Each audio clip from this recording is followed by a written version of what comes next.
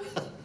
My name is Nanny McWheeze, and I am going to be in the panto at the Belgrade this year, yes, starring in our lovely production of Sleeping Beauty, yes. Oh, there'll be music and dancing, and there'll be songs and silliness. Oh, we're really looking forward to seeing you there.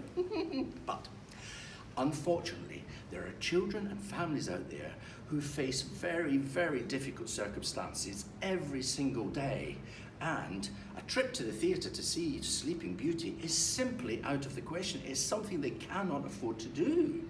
Well, the Belgrade Theatre Making Memories campaign is going to sort that out, yes. We're going to enable hundreds of families to come and enjoy Sleeping Beauty at the Belgrade Theatre, yes. The problem is that we need your help. If you could donate £15, that would enable a child to come. If you could donate £60, that would enable a whole family to watch and enjoy Sleeping Beauty. Yes, but you can give whatever you can afford, whether it's £1, whether it's £100, it doesn't matter. So, thank you very much for your help, yes, and how to donate is on the screen right now. Thank you so much, everybody. Bye.